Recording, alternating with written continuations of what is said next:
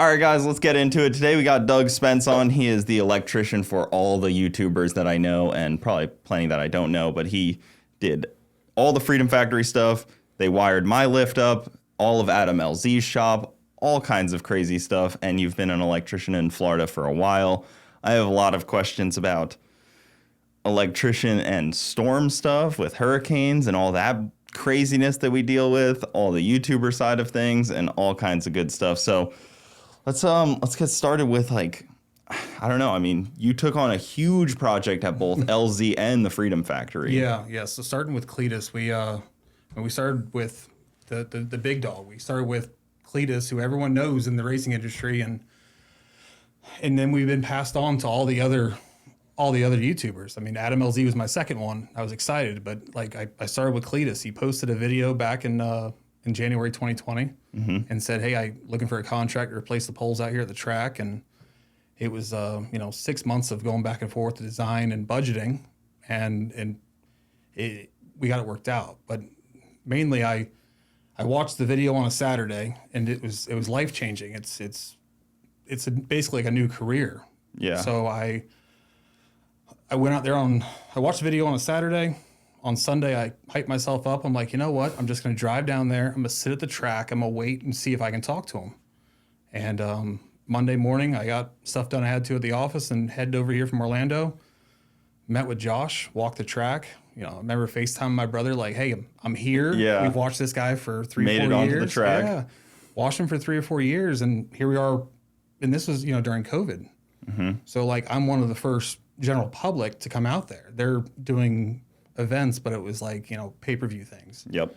So this was exciting. And I walked the track, I get the information I needed.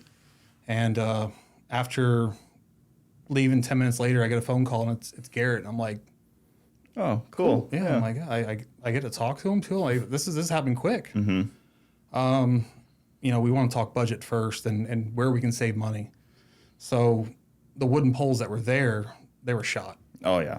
And the light fixtures that are there, if we paid for a brand new light fixture, it's around $3,000 each. Most of those poles have 4 lights on each pole. So we're talking $12,000 in lights. It's a lot to be sitting up there. And he's talked about all this pretty publicly at this point. Like, he's told everybody how much all this stuff costs. None of this stuff is like secret or, not like, we're not exposing anything that Garrett hasn't already said. It's very well documented. So he actually, talked to me about it before. He's like, are you okay with me sharing these numbers? And this was actually before we even locked in the deal. And I said, honestly, if someone wants to come in and offer you a better deal, I want you to take it. Yeah. I said, but we tried to come up with the tightest budget we could, because he already purchased the track. It had only been a year. Mm-hmm. We wanted to make sure that we saved as much money as we could. We saved some light. We saved a lot of money with finding a good deal out of California on the lights. It was that was the biggest job that we've taken on so far.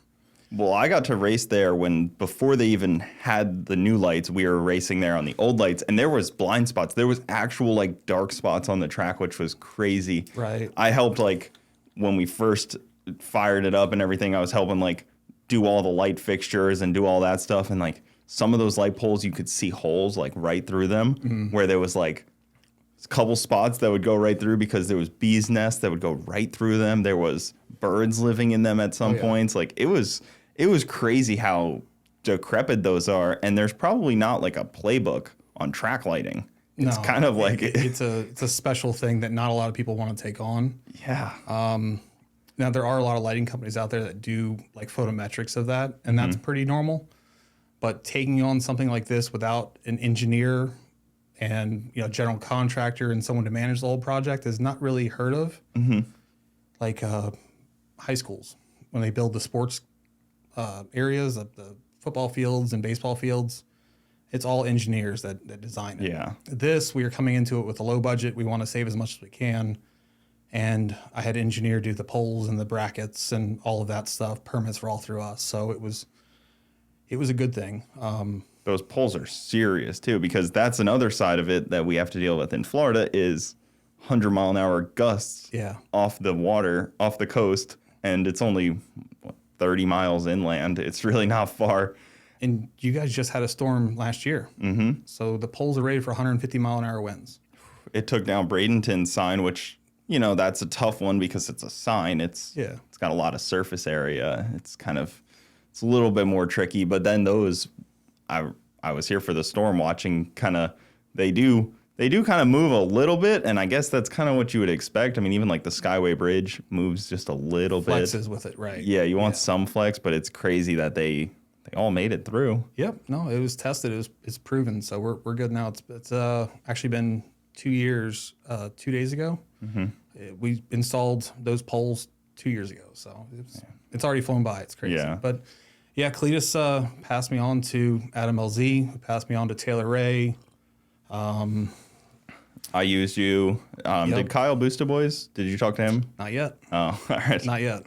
But yeah, he's got a shop or his house and garage, right? It's up in. Yeah, it's like 40 minutes north of here. That's closer to me. So Yeah. that's good.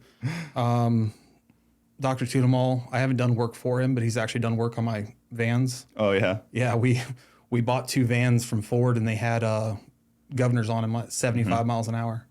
Oh, So yeah. I had Dr. Tunamal put a tune on my vans. He's putting a lift in. I mean, he's putting a dyno in soon here, I think. So Yeah. that's probably a big power suck right there. Yeah.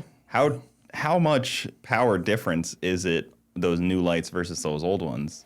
At the track? Yeah, is it pretty substantial? It is. It's I think we saved him. We did the numbers 2 years ago. Yeah. If we had fired up all those lights compared to what we have now, it was around 70,000 watts difference. Talking a few $1,000s a month, like more to power the old lights. The new lights, they're 1,200 watts a piece. But they have 106,000 lumens. They're very bright lights. Yeah. But 10-year warranty, and they've held up through the storms, and we haven't had any failures in the past 2 years. I mean, knock on wood. But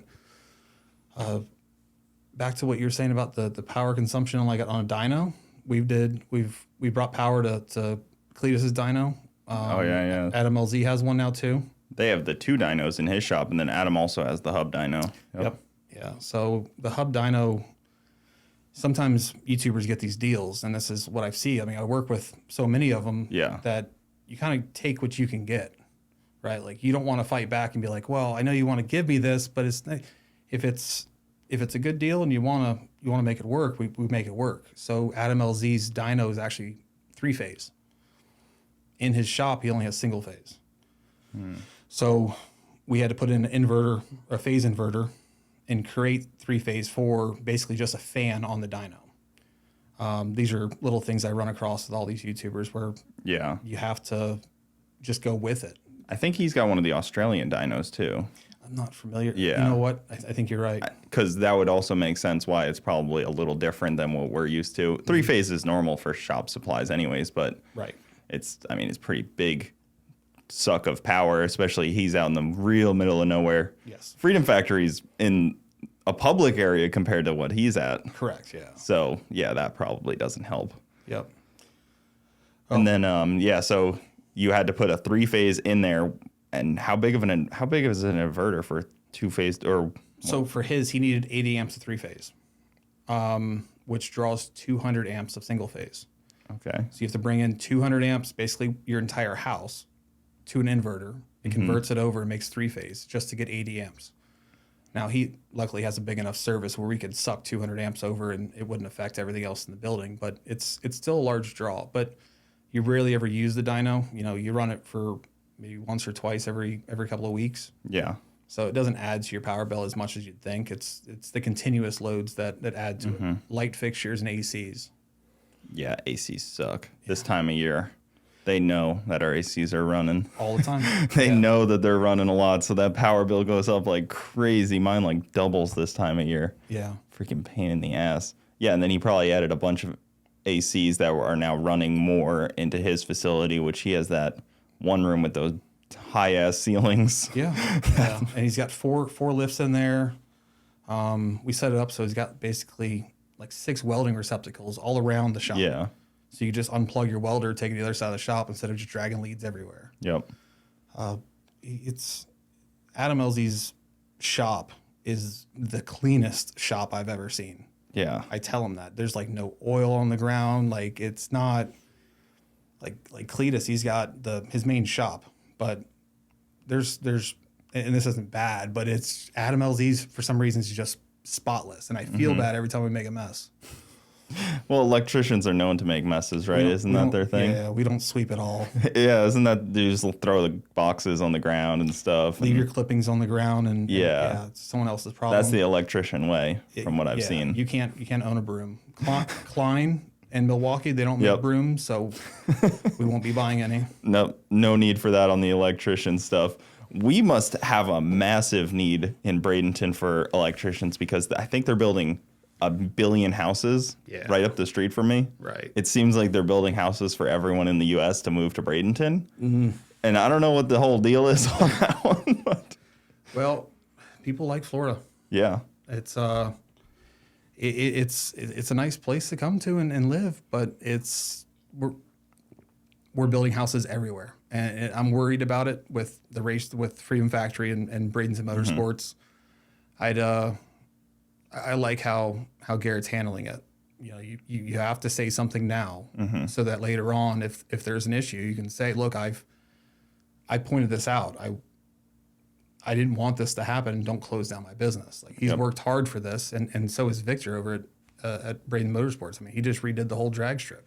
Yeah, they've put so much money into that. The timing systems, I don't think people realize how complex those are, where they are fragile and like they cost a lot of money to maintain, and everything on those timing systems are like Windows 95. They're like archaic, but they all work well. Yeah. But you have to kind of like band-aid them and stuff, and he's done a lot to manage that.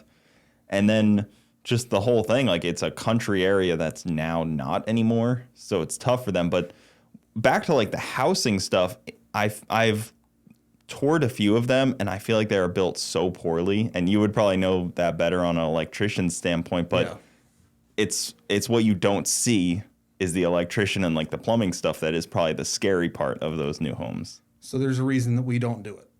Okay, on track homes and cookie cutter homes, we don't touch them because they're low budget. Yeah. Okay, so there's a couple of big guys that do it, and I've seen their vans on this side of town. They're all over Orlando, but they budget these jobs so cheap so they can make a profit. They're doing, like you said, thousands of homes, right?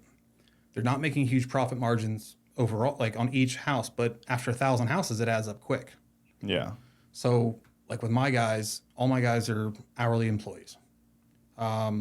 They all 40 hours a week and overtime after 40, right? With new construction homes, they're piecework. So they're paid per house. So the quicker you get it done, more money you make. So you do 3 houses a week versus 2 houses a week, you're getting paid more money. Mm-hmm. These guys will work 80, 100 hours a week and do 2-3 houses a week, and they get a bunch of money, but it's done with minimum circuits. Yeah, so like 2-3 houses a week is a scary thought. Yeah. That's a lot. That is fast. Yeah. So on a custom house, typically we do one room has its own circuit. Mm-hmm. So outlets and lights in that one bedroom, it's one circuit. But code can be twisted, right? Code's the crappiest way we can do something. Yeah. Legally. We can always do better. So Bare minimum. exactly. I've seen them where they put 2 or 3 bedrooms on the same circuit. It's a 15 amp circuit. That's what code requires down here in Florida, or allows, I should say. We build with 15 amp circuits on bedrooms, living rooms, and that's for outlets and lights. Mm-hmm. It's not a big deal until like your AC unit there. You plug it in one bedroom, and then all of a sudden someone's kid's blow drying their hair in a mirror. It's too much. It trips it, right? So they're built to the very minimum, and then they try to sell them for as much as they can. I mean, this is just it's become normal here. Well, these houses are listed for starting at 500. Yeah, and that's entry level. Yeah, and they're all built like that, whether you pay 500 or 700. Right. Yeah, they are. If they're in that same neighborhood, all built by the same builder, it's the same. The skeleton is the same. Yeah. No matter what trim you get. Yes. Yeah. So we do custom homes. they're very custom. I mean, like bidet receptacles and multiple water heaters, Yeah. different AC systems for different zones. I can't compete with the market where they're paying piecework. They set their profit margins. They buy the material in bulk, and they tell their electricians this is how much you're going to get paid for doing these houses. If my guys mess up and miss something, and it takes us an extra day, that I'm still paying more. So their margins are more controlled. But I don't see us getting into doing a bunch of cookie cutter homes anytime soon.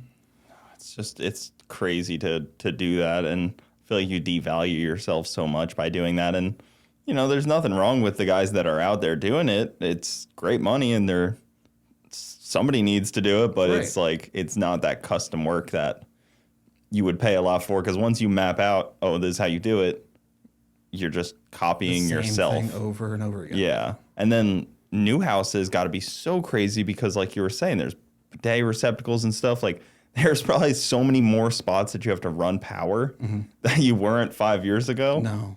Like, oh, you need to put a router plug here hidden, and this is where I want to hide my electric vacuum. Or lights on the staircase. Like as you walk up the staircase, the lights turn on at every step going up. Yeah. All that fancy stuff. Because even my house has like a few things where I'm like, why would you put power there and not over here?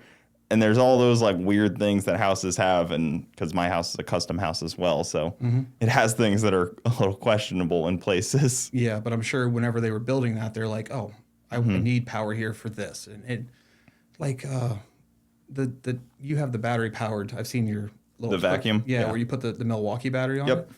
But we put outlets in closets before where they plug in their Dyson, and sometimes the Roombas will drive themselves into the closet Yeah. and just charge and then come back out. But you need to have power in there for it. That's what I was thinking. I have this little spot under my staircase. It's actually weird under my staircase because you can't get to it. But it's like, I know it's there. I know there's a room there of Right. some sort, but it's not open anywhere. There's no cubby hole. There's nothing. So I'm like, man, that would be a great spot for some Roombas under there. Just cut a little hole and start to explore. My dad actually did it at his house. Yeah. Yeah, he had the same idea. He's like, there's got to be space under there. That's what I'm thinking. I'm like, there's got to be like a cubby hole. There's a closet, but then it doesn't go into that little spot. I don't know if it's not worth touching because of where the insulation may be. I don't know. Look, you can Might cut. be a little hot box. You can cut a little square out, poke your head in. Look, Yeah. I promise there's gonna be cobwebs and all kinds of things in there. But depending on how the framing is, I mean, you can make a little playhouse. I mean, you got a little meatball on the way now. Got a kid on the way. So Under the stairs, little Harry Potter room. exactly, exactly. Somewhere to store them while you're out here working. Some people put like the little dog spots for them too. They put like a little dog bed inset into Yep. there. I don't know if my dogs would go in there, but you could put like a little like caged door in there. And my dad hung those beads that hang down. My daughters go under the staircase. They have their own. They have a little small like 22-inch TV in there. But we do a little bit of smart controls and try to make the house like a smart house, right? So we have a Lutron switch that actually goes in there, and we can just say, Alexa, turn off the dollhouse, Yeah. and it shuts the power off inside there. Interesting. Little things like that just make it more custom and Well, you kind of read my mind on thinking about smart houses because growing up, people would always have like these things that I see would like be built in, but then 5 years, they're completely useless at this point. It's like an archaic thing that ends up dating a house. yeah. And it almost seems more counterproductive than it was like originally. I do wish that they still had intercoms. Intercoms seemed like a good one that were timeless. Yeah. But then people put like, oh, it has a radio built into my whole house. I'm like, yeah, but like 2 years from now, that radio is going to be terrible. Yeah. You're better off just having a phone. Like, I don't know. Like, how do you make a house timeless, but then also want to include smart stuff? It's like a car. You can't. I mean, you just change things as new things come out. Yeah.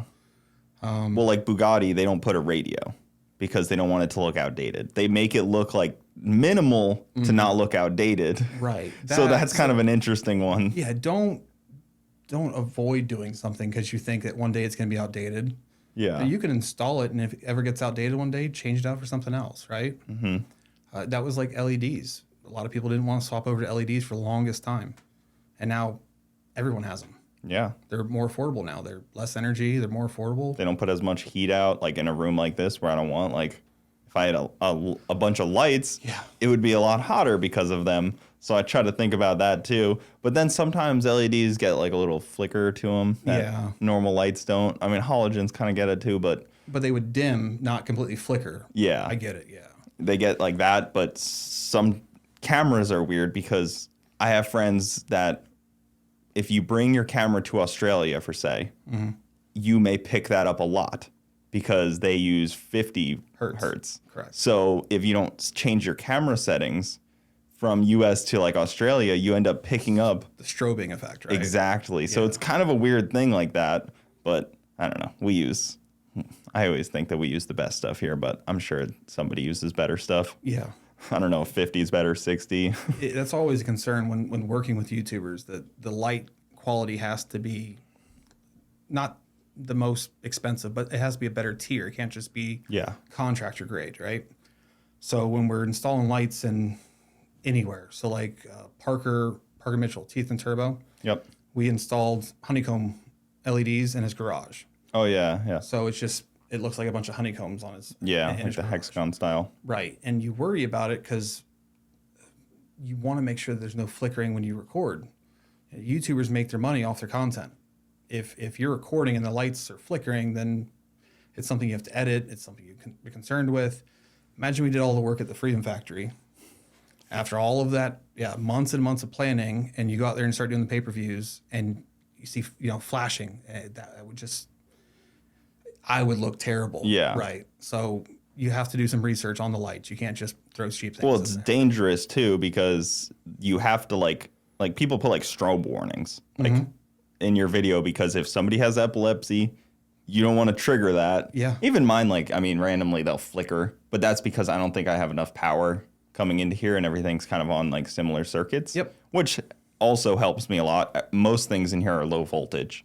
Right. The only big voltage things that I have in here are the ACs. Low amperage. Yeah, low amperage. Yep. There you go. But yeah, Like this board is like, it's like a 5 volt into it. And like the cameras, they're all low. They're all low. they're all low consumption, right? Yeah. So I'm not too concerned about them. But then when you fire up that AC, you know. The lights dim down a little bit. Yeah. The lift takes a little bit longer to actually lift. Mm-hmm. Yeah, it's voltage drop. It's pretty common. We're not right on your house. We're not connected right to your service. Yeah. So it comes from being away from the panel. But yeah, it's pretty common to run across.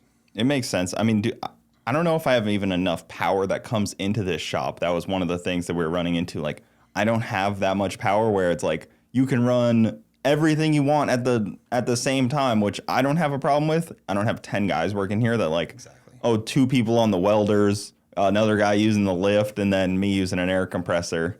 I don't have that problem, but I would definitely run into it if I tried to put like any serious machinery in here. If I wanted like a 3-phase thing in here, probably be screwed. Yeah, or drill presses or lathes or things like that. Then those are high consumptions and they're running constantly while you're using them. Yeah, we run into that a lot. And it's not just with YouTubers, but homeowners too, right? So say you put a shop in your backyard and you only have 200 amps of service coming into your house. And you go, okay, well, my house is going to use 200 amps, right? And I want to put 100 amps out into my shop. I should upgrade my service. I have to upgrade to 300 amps, but it's not like that. It's all about how much you're going to consume at the same time, okay? Yeah. So if you're inside the house, you're cooking a turkey, hot water's running, dryer's running, the heat's on, Yeah. you got a lot going on in the house. The chances of all of that going on and you're out in the shop running the AC and welding and all that, very unlikely. You may get in trouble by the wife if she's, in there doing all that stuff and you're outside welding in Yeah. the car. Some people just don't think about that though, too. They'll just fire up all that stuff and just, The main will trip and I learned I can't run all that at the same time, right? yeah. Like, Yeah. I should be able to run all this. Like, what the hell? Yeah. Call the city up. Yeah. Well, upgrading your service right now is a difficult thing to do. So with all the factories that shut down during COVID, it put a bunch of back orders in. 400 amp meters are the most common to go up to. So we have 200 amp services and you go up to a 400 amp service. A 400 amp meter is very rare right now. So when a customer calls me and says, hey, I need to upgrade my service, Yeah. it's a 1 year lead time. They tell me 52-week lead time to get the meter. So where are they made, I imagine? So Millbank has a factory up north. I'm not sure exactly where it is, but they're the main manufacturer for them. But they're UL listed, and then you have to buy one that's selected by your power company. So like we have FPL down here in Peace River. Yeah. Yeah, I have Duke, Peace River. Yeah, and there's Duke and like OUC in Orlando. I used to have Tico up in Tampa, and they were terrible. Well, everyone has their pros and cons. Yeah. I don't want someone from Tico to see me say that was bad because I might work with them one day. That's true. You do have to work with them. I will say Peace River, the best utility company I've ever worked with. Really? I deal with them at the track whenever there's an issue. We need to do a shutdown or something. I have their phone number, and I can call them up and say, hey, the racetrack is doing this. Can we schedule a shutdown for this day? And a reconnection again later. There's probably 6 meters, I'd say, on the racetrack, like 6 different services. So it's 6 different customers basically. So they take care of them. But there's some people out there that they don't want to work with the customers. But back to what I was saying, everyone has their own regulations, and each utility company has their own regulations. So the 400 meter that might be available might not be accepted by that utility company. So you have to find the right one. And would you really wait a year to upgrade your service? Yeah, that's tough. Or can you just add a second one? You can't add a second meter onto a residential property, but you could, if it's like a detached building, you could add a meter on this one and add a new main in. Yeah, right. Like if your address is 1000, it's 1000A and 1000B. You could do something that way. Or you can do the expensive route and go on eBay and try to find a 400 amp one meter. They're anywhere between $2,800 to $4,500 just for the meter before you even do anything without labor. Yeah, that's crazy just to get that. I know like Whistling Diesel dealt with his for a while. He talked about a couple in a little bit in his videos, and then I would imagine somebody like Taylor Ray has a big draw on a residential because he's got ACs, he's got welders, he's got lifts, like all the lights. Like I imagine his facility is probably one of the bigger draws. Like, Adam and Garrett are different stories because they're commercial. Even Garrett's shop, commercial. But then Taylor, we're talking about probably an older residential community. My house is built in 94, so, it's not terrible. It's not like some of these 70s homes. Like my mother-in-law recently bought a home from like the 60s, and that all the electric was scary in there. Yeah, there's like typically in 50s and 60s, it's either aluminum or cloth wiring. Yeah. Insurance companies don't accept them anymore. It was scary, and it's right on the water in Sarasota. I'm like, this is like, I was like, please just get like a good electrician to come in here, like somebody not just from the neighborhood that was walking by type of thing. Cause so you said 2 things there. If you're buying a house, get a 4-point inspection and find the most thorough inspector you can. You don't want to buy a house and then 2 months later you realize, they didn't catch mildew or mold or dry rot or something, right? Like you're about to take on this giant investment. You plan on being there for at least 10 years, 30 years. Spend the time, spend the money on finding a good inspector that's going to inspect everything. You want to know about those things. The inspector that inspected my house, I can't praise that guy enough. It terrified me because he gave me a 65-page PDF. That's good. It was scary as hell. And I was asking him, I was like, trying to get like, is this normal? Is this a lot? But like, that's not really what he does. He's just like, here are all the issues. You figure it out from there. Facts. But I was just like, is this like above what you normally see? Because he checked every outlet. He filled up every sink, everything. Like, my house has 2 hot water tanks, which is annoying. It's got 2 AC systems. One of them's older. Like, he checked everything. And that is Realtors hated him. Right. The realtor that was sitting there was like, I thought we'd be out of here in 20 minutes with an inspection. And he was there for like 5 hours. Don't get me wrong. I've gotten inspection reports. We do 4-point inspection repairs in Orlando all the time. Some reports are 4 or 5 pages. Some of them are 60, 70, 90 pages long. I promise you, the 90 page ones help me because I can go through and see every little detail without going out to a home. I know what I'm getting into. I can give a ballpark number, right? Yeah. And sometimes that ballpark number will scare people off. Like they'll realize, oh, wow, this house needs a complete rewire. is it really worth me signing up for this and taking on this house? That's $20,000-$30,000 rewire on top of buying the house. It's a lot. Yep. You want to know those things prior to, doing that final signature. It's definitely a tough, scary thing to dive into buying a house, especially like, I guess it depends on how easy it is to rewire. Like if you have a small house, like my mother-in-law's home, it's a, 2-bedroom, 1-story, open ceilings. Like it didn't really have anything. Like it was, a rewire would be like a couple days, it seemed like, because everything was already exposed. Right. But then rewiring a finished home, you're talking about ripping out the whole house. Cutting drywall everywhere. Yeah. Yeah. So the easiest ones that I come across are with crawl spaces. Okay. We're in Florida, so crawl spaces aren't very common.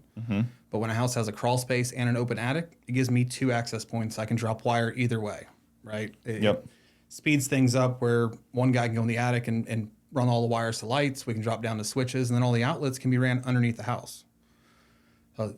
That's a good thing, but you're right. Like if it's a small 2-bedroom, 1-bath, and it has a crawl space, we can get it done in 3-4 days, with installing new lights and a new panel and everything. My house has some funny things where, like, in the living room, there's, like, a couple floor outlets. Like, the ones that are, like, in the old school, like, look like a library thing. And then it has, like, recessed lighting up top in the living room, but it's, like, scattered. Like, some of them are, like, they point on the wall, like, for artwork. Some of them are, like, a little track. Like, it's kind of all over the place. But then it's also very nice. So, like, they took the time, like, to make it nice, but they just kind of did whatever almost they had at the time. They did it for whatever they had designed in their head. And weird. I tell customers that. I said, look, when I leave your house and we leave, you see this product every day. So when it comes to like vanity lights and wall sconces, and if there's track lights, there's chandeliers, I want the customer to provide it. We'll install anything. I mean, we've installed 20-foot long chandeliers and staircases before. We do hi-hats all the time. But when we're done... I have one of those. What's that? I have one of those, a long, tall, freaking chandelier, and the lights are out, and it get covered in dust. Gold and glass, and it's like... Oh, yeah. I don't even want to turn it on, because it's the tackiest thing from the 90s. Yeah. Like I said, someone had a vision in their head. Yep. It wasn't us. You just bought the house. It was from the 90s. I get it.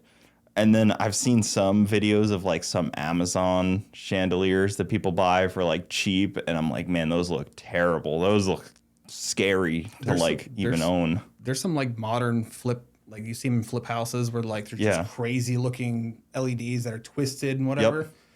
None of them are UL listed.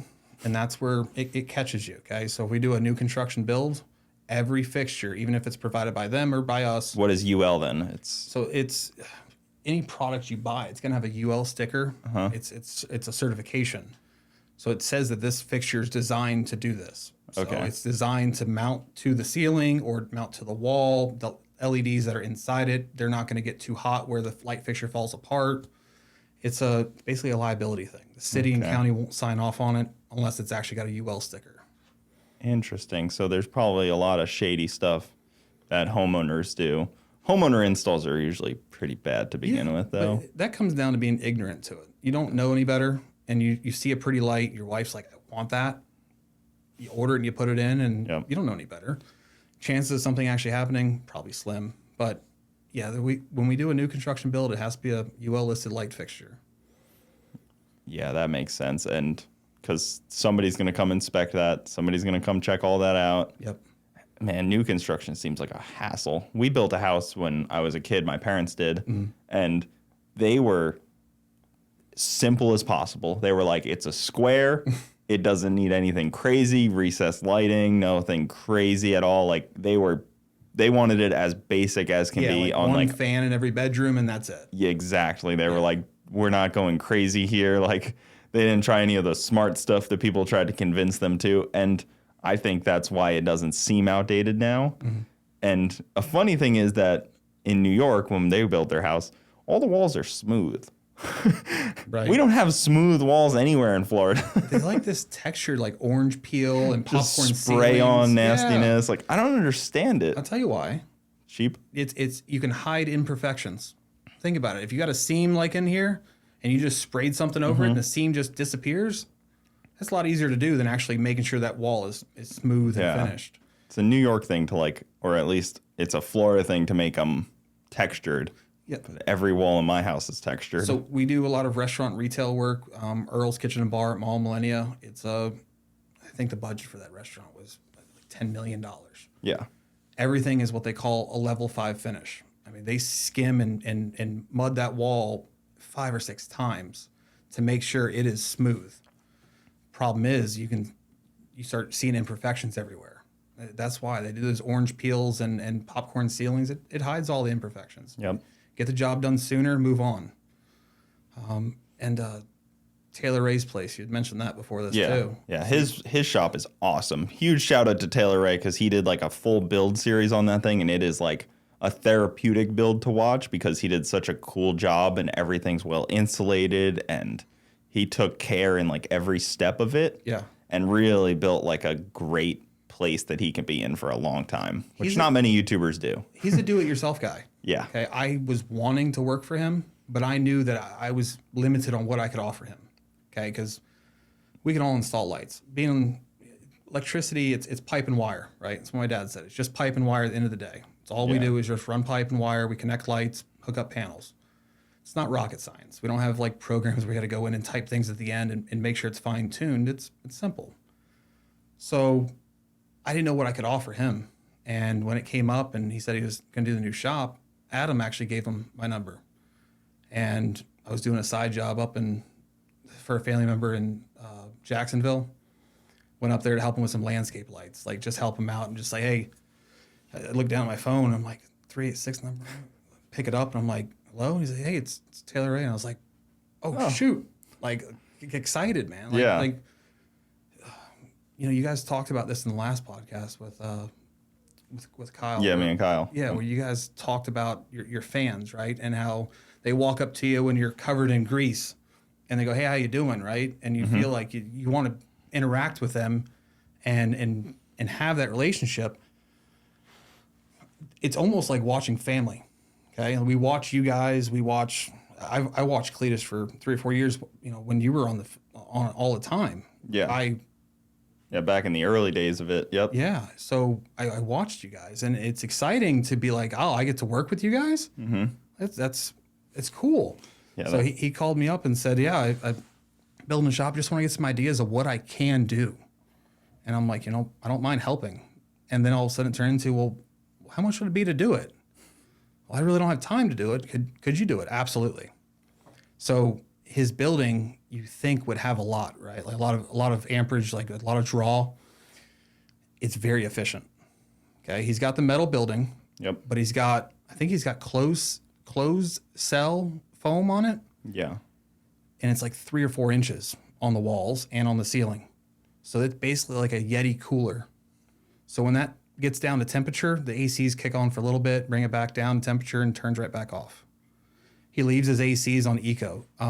We tried to draw as much as we could out of there. We turned the ACs on, all of his lights. It was 36 amps. It's nothing. Yeah. You can still run your welder. He had a 100 amp service out to his shop. Welders typically draw between like 30, 40 amps. So he's well within that. So when we say, Adam, Taylor Ray probably draws a lot more because he's got all that at his house. He draws a lot less than all the other people. That's pretty impressive. Yeah. Insulation, you don't want heat or cold to escape, right? If we cool a building, we want it to stay cold. If we heat it, we want it to stay hot, right? Yep. So insulation on that one saved him. It is pretty expensive to do it though. Yeah, I know. I looked into a little bit of that spray foam stuff because it's awesome. Like, it is crazy how well that actually works. Because Garrett's house had all that done already when he first moved in, and we were looking at it, and we were all like, wow, look at it. Like, somebody really, really took some time to spray foam everything like that. Every crawl space, everything. And it's really, really crazy how efficient that stuff is. I would love to do it in here, but I think this whole shop needs a redo at some point anyways. Yeah. In my time of living here, which I'm not opposed to, and I think do the steel building route of like Taylor Ray is a better route than the big wood building that I have right now that's probably a massive fire hazard. Well, whenever you do that, it's all about connections and who you know. I know this guy who just built a hangar at some undisclosed location. Yeah, I've been there before, I think. Yeah, it's a nice hangar, but I can't remember where it is. But anyway, the guy who built that hangar, that company, they do a lot of metal buildings. Yeah. Really good guy to get with. Did you see the hinges on that thing? They're like wider around hinges than like my arm, like my leg. Like that's how big the hinges on that thing are. That's crazy to see. Like I thought like a lift hydraulics were a lot. And then I was looking at that thing and I was like, oh, the door on that is massive. Yeah. Yeah, the hydraulics alone to move a hangar door, I just didn't realize how crazy that is. It's cool. That door opens, straight up, and I was concerned he was going to have one of those like accordion doors that folds. Yeah. Yeah, it's got some neat things inside that hangar, and I'm excited for it to get out on the channel and do more with it. Yeah, because that'll be a cool spot. It's more of like a relaxed spot than most other shops spaces are. Unfortunately, I've dealt with this where it's like, oh, cool, like, you get a little more space and then suddenly you fill it up instantly. Oh, yeah. Like, oh, I cleared out all this space and then suddenly there's 2 cars and a shelf and parts there almost instantly. It's very easy to collect things. It's very hard to get rid of things. Absolutely. It kind of escalates quickly. Well, I wanted to talk a little bit about hurricane season coming up because you've probably doing this long enough. You've seen houses that just like, if you look at Anna Marie Island, where I think that was where the hurricane hit, right? Or Sanibel Island. And like, one house would be burned to the ground. The house next to would be fine. The other house would be burned to the ground. What is causing, like, when you leave your house after a storm, what is going to cause it to just burn down? What should you do? Well, that's a tough thing to say, right? Like it's I don't want to give wrong advice to somebody on this. Of course not. No. But if I was to leave my home in an evacuation and we know that the water is going to be coming up, I'd turn my main breaker off. Mm-hmm. Okay. This isn't just for saving your house, but this is for first responders. Okay. I mean, Garrett's a perfect example for this, right? Yeah. Right after this last storm, he was out there with Manatee County rescuing people, right? I don't know the chances of actually getting shocked, but I know that my neighbor 3 houses down from me, his house had 4 feet of water in it. His panel was submerged in his garage. It had a pretty low panel. It was submerged, and I could see his lights on at night in his house, and it's 4 feet of water. Yeah. And he had evacuated because he's at like the lower end of the street from me. And I called him up. I'm like, dude, I need you to call FPL and tell them to shut your power off.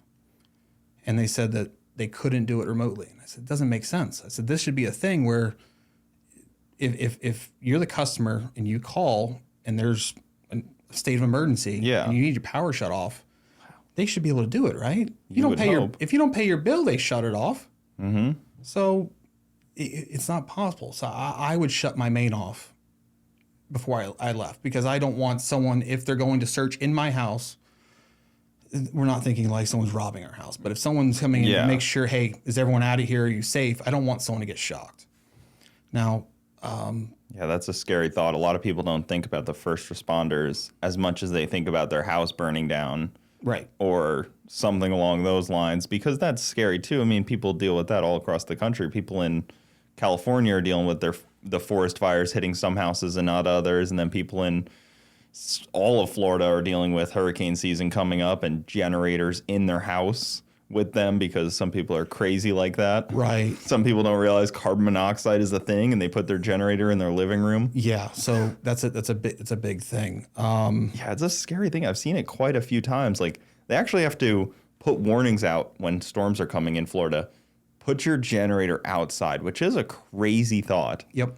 That you have to actually tell somebody that. Yeah. You think, okay, well, they think, oh, it's just on the front porch. It's just a covered area, right? Like it's still outside. It's outside the door. Yeah. But around your whole house, you have that eave where it still gets into your attic, right? And if the exhaust is blowing the right way, it could pool up in there and go into your attic and then come down on you.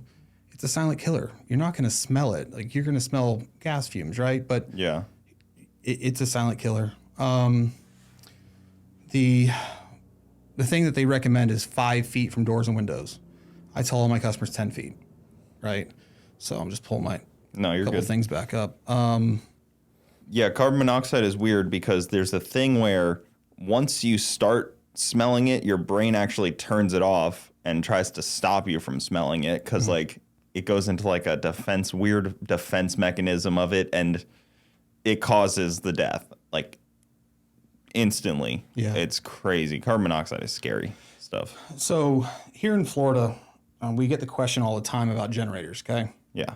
Should I do a standby generator at my house? If you can afford it, sure, okay?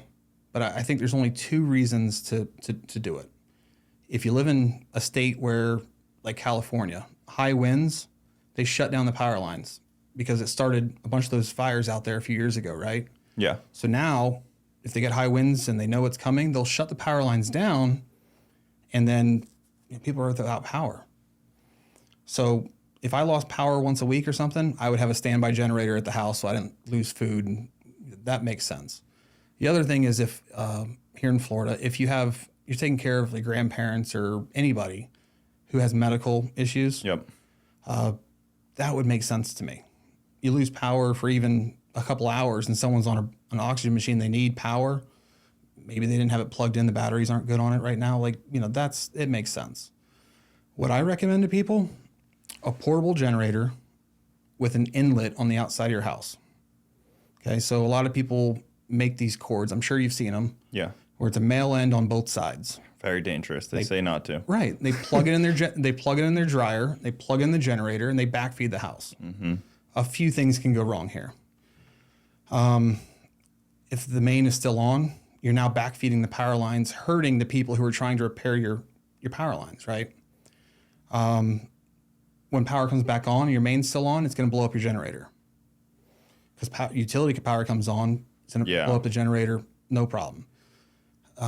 If someone trips on that cord and it comes out of the dryer, it's live. Yeah, you have a live 3-prong cord Yeah. sitting there ready to go. It's 240 volts. I mean, it's not going to be fun. Even if it doesn't hit you, it can land on the dryer and arc out there. Mm-hmm. An inlet is the opposite of an outlet. So instead of like a female outlet, it's an inlet, and it's got 4 male prongs in it. You take the female end of your generator cord and you plug it in. So there's no live components exposed except for those that are inside this box, right? Mm-hmm. And we install a generator interlock kit. You have to shut your main breaker off, slide the bracket up, and then you can turn your generator breaker on. There's no way to backfeed, your house, and no way to backfeed the generator. Yeah, you can't screw it up, really. Yeah. We pass inspections and pull permits for it all the time. Mm-hmm. Well, if you live in like a more rural area where it may take a while for them to get power out to you, I definitely can see that. Like my neighborhood is a lot of houses, so they're a little quicker. Mm-hmm. Like they kind of triage, I guess you could say, where like, we go for the more people out first, right, and then we work our way down to like the one house that has no power out in the country. Right. Like if you're out in the country. Way out off on 70 or 64. Well, I have friends out there on like Vernon Bethany out there. Yeah. And if like their power goes out randomly and they're not super prompt about them being like first on the list. No. It's always the country houses that kind of get screwed. So I can see it for that aspect too. People always say like hospitals and fire stations, if you live around them, usually you're back up on the grid sooner. Makes sense. We have a fire station right up the street. Yeah. So maybe that's what it is. You might be on the same grid as them. And I definitely am. They're on the edge of my neighborhood. Like they're right next to me. Yeah. The last storm we were without power for 7 or 8 days, but it was because, all the streets around me were good, but my street, the transformer had blown and the power lines were knocked down, and it took them forever to get over to us. We were flooded in. We just ran a portable generator. So people who live out there, way off, and they need to do a generator, there's 3 kind of fuel types you can do on a generator now. On Amazon, there's a 12,000 watt generator. It's like between $1,500 and $2,000. Yep. It's 50 amps. Okay, you can typically run your AC unit in your house. You can't run your water heater at the same time, but at least you could run your lights and your AC and cool the house off and be okay, right? Yep. We're not cooking turkeys or doing laundry. We're just surviving. So you can buy this generator, and it has 3 fuel types. Tri-fuel generator. It can run on unleaded gas, propane, or natural gas. I think there's some places where some homes have natural gas running to them, right? They can have an inlet put in, or a tab for get natural gas to go to your generator. Yeah. Some people have propane tanks at their house for like fire pits, barbecue grills. If you just up the size of your propane tank to accommodate for the generator, you pay for the bigger tank, but every month you're not running your generator. You're still consuming the same amount, but you're prepped and prepared for it. I tell people just buy a generator, and then, whenever you're ready to do a generator inlet, that's when you call around and get some prices on it. Yeah, because you can put like an above ground propane tank pretty easily at a house. Yeah. Like a bigger one that they can service. I have an underground one at my house, but it's only for the generators. Mm-hmm. There's 2 pretty decently sized generators that were on my house when I got it. You were lucky. And they kick on every Monday, like 10 a.m. They kick on. They run for like 5 minutes, and they turn off. Yeah. And they're great, but I have to fight with my wife when storms happen and we're out of power. And I'm like, you can't just live like normal. Right. It is not like we just have power. Like, you have to be conscious of lights being on, turn off like AC when we don't need it. Like, it's gonna be a little hotter in here. Like, don't run the microwave and the toaster and the coffee maker all at the same time. Yeah, I'm like, it's not just normal. Yeah. Like, I'm turning off hot water tanks. Like, we're in conserve mode, because also when it did go out, I'm like, okay, it could be out for a month. Yeah. So we got to make that propane last. Exactly. So you're not trying to like consume all of it in the very beginning. Yep. And you're not trying to burn out the generator because you just tore it up with everything that you have in your house. Yeah. So that was the fight we were dealing with. But that was our storm prep, is just generators. Yep. Yeah, I think that everyone should have a portable generator. But biggest thing is keep the exhaust aimed away from the house, and at least 10 feet from doors and windows. Thankfully, in the racing world, a lot of people have generators are pretty normal. Yeah.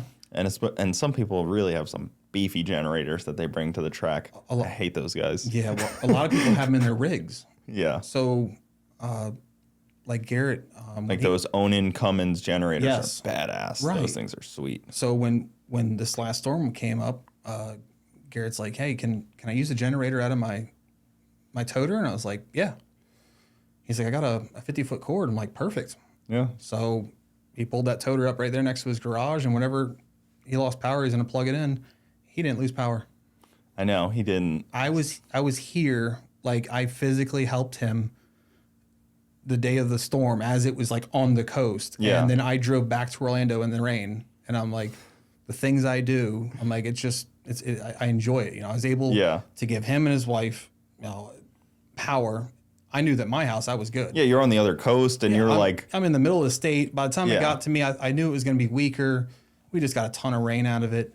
But yeah, I'm like, let me make sure that they're good, because you guys were going to get hit hard. Yep. Luckily, unfortunately for the people down south, it went further south. But somebody's always going to get hit hard. We just got lucky that it stayed south. It was supposed to hit Tampa, which would have been, millions of people, instead of like a more rural area, which is, a couple 100,000 people. Yeah. Like Tampa was scaring me, because I lived in Tampa, Clearwater area for a long time, and there's just such a dense population there that if a storm that size hit there, it's just like people aren't like, city people aren't exactly equipped for that kind of thing. Right. Buildings get really hot when the power's out. Like, cities don't exactly have the infrastructure for people to be out of power for that long. Yeah. Like people out here in the country, where it seems a little better, at least. So living out in the country, you're typically more handy. You do some kind of physical work. At least you are going to. You work on your own house. You have a generator. So yeah, I think people out in the country are a little bit more prepared. Yeah, I was nervous it was going to hit Tampa, and so I was too, because as it came in, the bottom bands are the strong ones that would come in. We're talking about Ian here, for anybody that's so I can't remember the names of storms. I just remember that one that flooded my house. So that one was no big deal. But I can remember years a lot better, and I'm like, the bad one in 2022. Exactly. Yeah. Like I can remember that a little better, but Ian for some reason kind of stands out a little. So if it would have hit Tampa, those bad bands would have hit directly here. And then in my head, I'm thinking, well, those poles are going to be tested really, really well. Like they were 140 mile or 150 mile an hour gusts, right? The pole's rated for 150. And I'm like, You're right on the cusp. yeah, you know, we've all used a ratchet strap when it says it's good for 800 pounds, and we've used it for a 1,200 pound lift, you know. Yep. But still, that's something that I didn't want to test beyond its, you know, ratings. Yeah, you hope that they underrate them and overbuild them. Exactly, yeah. We always like some cushion in there, yeah. Yeah, same with like a car lift. You hope that they're a little bit overrated for what they are. Yep, yeah. And nothing happened. The only thing that happened was we had to go back like a week later and readjust some of the lights because they have this fin on the top of them. It's a reflector. Yeah. And it's to keep light pollution down. You don't want to light up everything. You want to keep it guided right on that part of the track. And the wind had caught that, and it has bolts in the side with like grooves, and it just spun those lights straight up in the air. So it looked like that hotel out there in Vegas with the lights shooting straight up in the sky. Yeah, the pyramid. Right. That's what it looked like when we turned the lights on at night. It was just straight up in the sky. I'm like, well, I think they do that at Disney too. They move them all around and point at things, try to hit I remember seeing that planes as a out of kid the a lot. sky. Yeah. I remember seeing that as a kid a lot more. Those lights that would, like when they try to advertise something was going Yeah. on, that those lights would be around more. I haven't seen those in a while. They probably were the ones that were like they're burning the ozone. Oh, those lights. Yeah. You always have to have some kind of regulation. Right? Yeah, that classic, like street lights are burning the ozone layer out. I was always surprised to hear that one as a kid. I'm like, really? This little light bulb is like, Yeah. seems like a lot. The only time I can get concerned about like light pollution or something like that is when you're at the beach and there's sea turtles, right? Like we don't want to confuse them with the moon. So there's shades on there. We use different colors. There's regulations and it's strict on there because you don't want the turtles to go towards people. You want them to go back into the ocean. Yeah, they end up, they lay their eggs and you don't want them to go the wrong direction. Exactly. You want them to go towards the moon, which is over the water. Yeah, and go back into the ocean and, Yeah. and survive and not get stuck up here with traffic, right? Yeah, that's an interesting one. I don't even really think that would be a problem. I'm sure the first person that found that to be a problem That's why we have really caused some issues. That's why we have codes and laws and regulations. And that one I get. We don't want to lose the sea turtles. Yeah. Another one is when you're working on a property, whether it's your house or a commercial property, light pollution to your neighbors. It's nice to have all of that extra light and you can see at 9 o'clock at night whenever you're working on something. But as soon as that light's, shining over on Karen's window over here, she's going to be calling the city, hey, he put up a light that's shining over here. You need to consider that. Yeah. But they sell lights that have shades on them that prevent it. So even though that you want all the lumens right here and you want to work, you want to make sure you're not shining on your neighbor's house. Yeah, I definitely see that. I've seen I can't remember where it was, but I had a house that the neighbors, when they pulled in and if they didn't get out of their car quickly, their headlights would just be beaming right in, like their parking spot headlights were like beaming right into a window. Right. And I don't know, I don't remember if it was my car or like the neighbor's car that did it, but my car would do it sometimes too to like a neighbor, and headlights are like perfectly pointing right into a window. Oh yeah. That's a bad one. Perfect lineup. Yeah. Yeah, and I know that's when like HOAs are actually like kind of nice when they help people in those situations where like, hey, can you put a bush there or something, Yeah. maybe? Or, hey, I don't know, just turn your headlights off after you park or something like that. Yeah. But like you said, though, if they don't get out in time and they sit there for a minute Yep. and they come on automatically, they don't even realize what they're doing. Yeah. You're just blinding the person sleeping next door. Yeah, I've seen that quite a few times. Yeah. We've dealt with that. I mean, plenty of times where businesses, we couldn't, growing up where I lived, it was like a beach community, and we weren't allowed to have neon signs in businesses. Like you couldn't put a light up sign on your business. Like your sign could only be like lit from like a light on the side of it. It couldn't be self-lit. It couldn't be a backlit sign. Yeah, like all those, like there's so many regulations with that stuff because they were trying like for the look and for the light pollution and all those kind of things. Like you could be grandfathered in if you had one, but then when a storm took it out, it was gone. Yeah. You couldn't put it back. It was pretty funny stuff, but always things that we fought with. Well, we still have that in the historic district. I mean, like downtown Orlando has a few historic homes and like streets that you can't change the light fixtures on the outside. They're old copper light fixtures. They have to remain. So whenever we do that, like there's an extra inspection that for that area, we tend to just not touch those. It's better just leave it alone, right? So you have like a historic inspection that also has to be done. That sounds fun. Yeah. I'm sure that person's really friendly and helpful with it. Yeah, and they let everything go. Yeah. Yeah. No problem. You dropped a screw, you can't find that one. Yeah, don't worry about it. Yeah. No, it's one of those why I still have, I'm getting more gray hairs now, just dealing with permits and things like that. So, Yeah, permitting and red tape, as they say, right? yep. Got to get through as an electrician. I'm sure that's fun. And weirdly enough, with that storm, it hit you guys and like Adam LZ harder than it hit like my house. Yeah, you guys got the winds. And Yeah. for some reason, we just got all of the rain, where it just rained for 3 or 4 days. And I watched my neighbor's house just get submerged.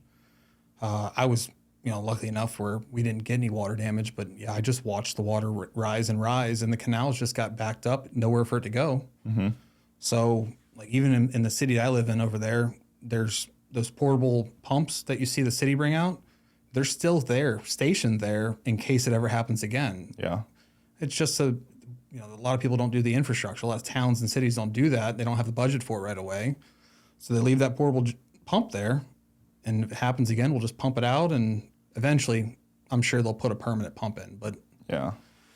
yeah, I'm sure if I wait 6 to 7 weeks for a permit, they're probably waiting just as long.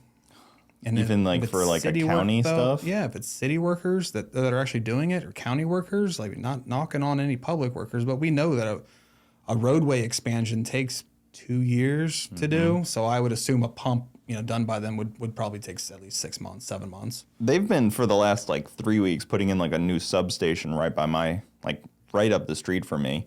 And funny enough, I don't know why they're putting it in, but I guess maybe just to help alleviate some of the new neighborhood electricity, I guess. And Yeah. probably more draw than there used to be 5 years ago with all these electric cars that everybody's buying. Yeah. And all that kind of stuff, all that fun stuff. But my house is kind of on like a horseshoe road.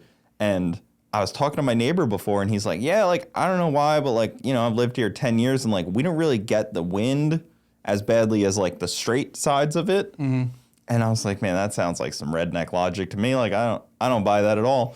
Lo and behold, the storm passes through, and he was dead on. I was like, man, all these guys got trees down and stuff. You guys were just, We were on that little horseshoe spot that, man. because to me, I was like, that just sounds like some redneck logic made up by a Florida man thing. He's lived here for years. He knows. He's right, I guess. It comes off the hill over here, over the trees, and then right on past us. And you saw, when you drive through this neighborhood, it's all old oak trees. Yeah. Like massive. big, like 50-year-old oak trees. Like Yeah. they're huge. Those like the ones where if you were to cut that down, you need to call and get approval on, hey, Yeah. I'm removing this old tree. The one in my front yard is like 2 people around. Like it's a big oak tree. It scares me a lot. They've made it through all these storms, Yeah. We were looking at it the other day. I'm like, is it leaning? Don't look too hard. Just lean the other way. It'll be fine. I'm like, I think it's far enough away that it can't fully land on my house, at least, maybe. The root systems are pretty wide on them. So like that's what scares me is even if it was to fall a certain way, where does the root system go? Does it go over my driveway or towards my house? So it'd be terrible to fall on the house, but I don't know how far the root systems are from, I don't know how close that tree is to your house, but it's just something I'm always concerned about. Yeah, and they don't go super deep. Some of them, they just go like out. Yeah, they spread. Across everything. Yeah, and that's one of the things too is people don't realize we get the browning effect, I think they call it, where the water gets so saturated, where the ground gets so saturated that when the hurricane comes over, it's not even like it's going over land anymore. Yeah. It's just water. Right. Like it's it's not losing strength. Yeah, and then when the trees are that saturated around there, it's when real bad things start to happen. But that's what they call it, I think, the browning effect, where it's just basically doesn't even know the difference between water and land. Just scary. It makes sense. I never thought of it that way, but yeah, if there's that much water on the ground, it's basically like over a lake. Yeah, and it's warmer probably because it's just dirt water that's only a couple inches deep. Right. So yeah, it's kind of a weird thing. But I've just been thinking about hurricane season a lot as we come into it, and we come into an early one because the Gulf is so warm, and the Atlantic is really warm compared to last year. Yeah, well, the thunderstorms this year have been, I don't know on this side of the state, but in Orlando and over towards Daytona, they have been nasty. Like strikes every 5 seconds. And the storms would go on for like an hour or two, and it's nasty thunderstorms. I expected this hurricane season to be pretty bad. I was kind of feeling that as well. And we are actually in the lightning capital of the world, is Tampa Bay area. Yep. Do you do a lot of lightning rods? So, no. From what I've heard, Texas has a lot of lightning rods because it's like a dry environment. Oh. Okay, so we have ground rods, right? So every service in a neighborhood has a ground rod, but no, we don't have lightning rods or lightning protection on residential homes. From what I've heard from people moving here, they said that in Texas and like Nevada, where it's drier, they would have lightning protection put on their homes. And I don't know why or how, but it's not something we've ever looked into. Yeah, maybe they just don't hit the ground as frequently in Florida as they do in Texas. Maybe they kind of just go across. Because sometimes they don't actually strike anything. They just go across the sky. Yeah, and I always called that heat lightning when I was a kid. Like it just never actually came down. Yeah. Our buddies, they had this mule that was like protected the cattle next to them. Yeah. One day the mule got struck. Done. I would expect that. I was like, man, that's an unfortunate scenario. The guy was just out there protecting the cattle because they always put him out there to protect the cattle. It was a donkey or a mule, whatever it was. But yeah. My dad was driving in South Florida. Like I was born and raised down there. This was probably 25, 26 years ago. He was driving his truck and he had an old CB antenna, like a 14-foot whip on it. And he was driving down 95 and lightning struck that whip and fried every component in that truck. He's just driving down 95 and boom. And he was okay? I mean, he was okay, yeah, not touched. Because I've seen some cars that just get wrecked by lightning and like through the windshield where it's just shattered and like the engine and everything just melted. Like it's pretty crazy to see like that kind of just like hit. Instant destruction, yeah. It makes you think like, man, why can't we capture some of that? There's so much power right there. Yeah. And constantly. So I've thought about that. Like we have solar, right? Yeah. And we have these wind turbines and I'm like, why can't we consume it?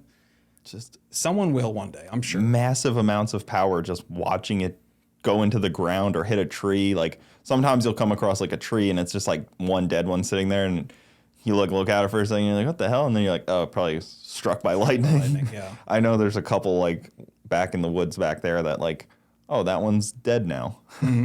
Because they just roll through and wreak havoc. Yeah, I knock on wood, I haven't had any experiences, being struck around me or anything, but we've repaired some homes that have been struck by it. There's surge suppressors that people put on their homes and they call them lightning protectors or lightning surge suppressors or whatever. Yeah. Kind of like selling snake oil almost. Exactly. Yeah. That's how I feel. I don't offer them to customers. I'll just be frank. I tell you, call your utility company. Okay. Typically, they can offer you a surge protector for like $7 to $11 a month, and it covers all your major appliances. Weird. Okay. They offer it to you monthly like that? Yep. They install it on your service, either on your overhead service up top. Sometimes they put it in your panel, but like I know FPL does it and Duke does it. They'll install a surge suppressor. And it covers your major appliances. You have to do your claim through them. Yeah. But I feel that's better than if I sold a customer one for $400, $500, put it inside your panel. You have to register it with Square D or Eaton or whoever I bought the manufacturer of it, and then you have to file your claim through them.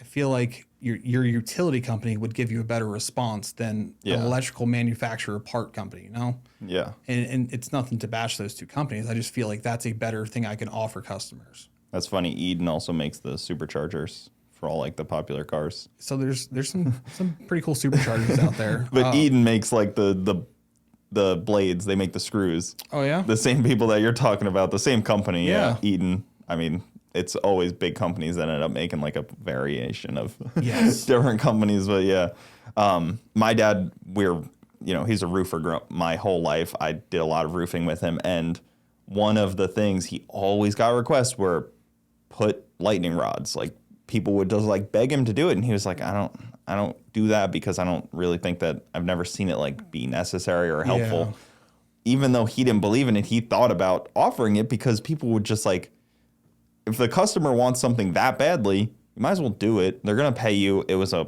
wealthy area, like all these summer homes, and people were just like, please do this. And he's just like, I don't believe in it. But I don't know. It's kind of one of those things. If somebody's going to... Do you want to be honest with them? Yeah. You know, and say, I don't want to take your money, but I'm going to do this for you because I don't want you to get charged by someone else who's going to charge you even more. Exactly. Or just bolt a lightning rod up there and run a ground cable right into the ground and call it a day. It's not that part of a job. He was like, I can do it pretty easily. Yeah. It's just... I've worked at Cape Canaveral and Lockheed Martin and a few government buildings, and they all typically have lightning protection on them. Mm-hmm. It's done by a lightning protection company. It's not usually electricians that are out there doing this. Yeah. I don't 100% understand the theory behind it. And because if I don't understand it, I don't want to sell it. I don't want to offer it. Yeah. It's like you said, snake oil, right? Like, I don't think it's, maybe it's effective. I don't know. Yeah, I mean, I've seen like photos of like the Empire State Building getting hit by it, and I'm sure it has lightning protection, you know? Yeah, but that's also a tower that projects radio waves out. Like it's like they use it to amplify like radio signals or something like that. I think they still do. I don't know. I'm sure someone in the comments will say, this is how lightning protection works, you big dummy. How are you an electrician? Yeah, I mean, there's probably somebody out there that does that, and I hope that they sell it and make a lot of money off of it. But I've never had one, and I don't see any houses in my neighborhood with them. No, there's not any lightning protection. Now, everyone has a ground rod. That's normal, ground rod, and then a bond wire back up. But I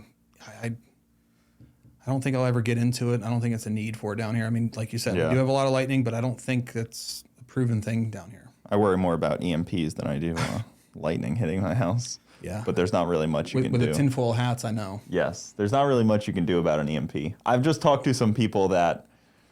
There's been a couple people that I've talked to off mic that told me they actually can't legally tell me this stuff and have told me stuff that I can't talk about that fear me a lot about EMPs. Stop talking about it right now then, dude. No, it's fine. I can't... Just EMPs in general are a scary one to me because that's everything gone. Everything electronic. That's what you're in, right? Yeah. So our company, Central Floor Electrician, okay, my dad, my brother, and I, we own the company. I have to keep my phone here. My wife hates it. Yep. But even though I have it in Do Not Disturb, I have gotten, 14 voicemails already. Yep. And at least 18 texts. But I've told all my guys, I told everyone, hey, I'm busy right now. Let me do this and I'll get back with you, right? I don't know how I would be able to run my business, and this is sad. Like I wish I didn't have this crutch, but I don't know how I'd be able to run my business without my phone. Yeah. Right? Like my dad used to print out MapQuest for all of his electricians. You're going to turn left on Lee Road, and you're going to turn right on Silver Star, and then it's 3 houses down on your, I text my guys, here's the GPS location. There's no guessing. Google Maps can take you right to it. If I need to call and place an order for material, I don't need to email someone or go to the supplier. I call my guys up and, hey, I need this, right?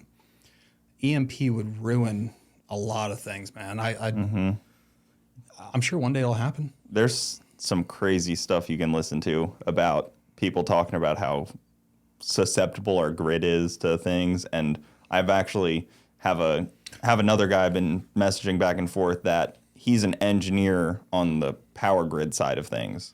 Yeah, something like that happened up north, right? Where they took out some substations. They're very fragile, and they take a long time to repair. As you can probably imagine, you've dealt with enough city work and how long it takes to repair. Well, let alone like what I said with the 400 amp meter. If it's a 1 year lead time, and it's only 400 amps, when you start getting those bigger amperages, it's bigger equipment, bigger buses. I'm sure the lead times on that stuff isn't short, man. And think about how low on concern residential is in that situation. Right. Like hospitals, fire stations, Government those kind of buildings. things, government buildings. Yeah. They get first priority. Yeah.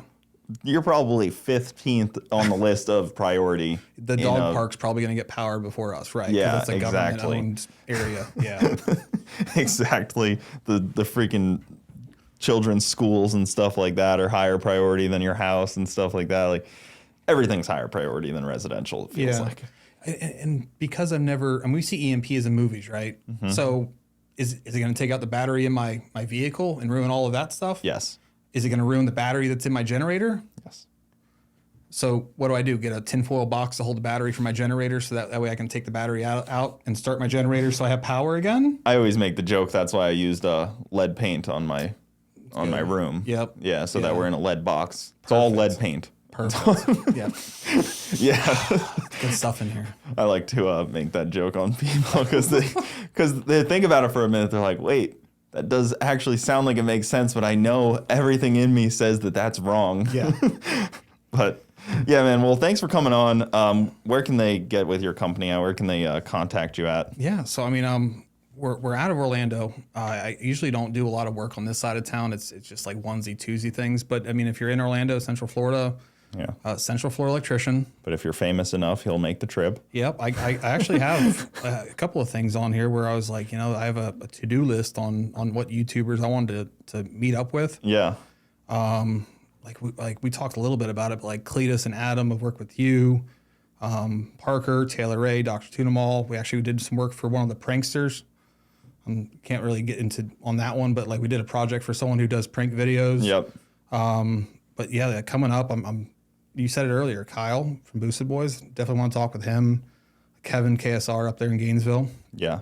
JH Diesel, I've talked to him a few times. I'm not sure if he needs anything, but I know his shop is pretty close. Yeah, he's right up the street from here. I've met Colette, Adam LZ's girlfriend, and she's a sweetheart, and we've talked about doing lights in her place. Yeah, he's got so much need, I'm sure, at his area. Yeah, there's probably 20 buildings out there. Yeah, I'm sure all of them need something. Yeah. And they have a generator out there, too, I think. One of the buildings TLC. does. Yeah, one or two of them, yeah.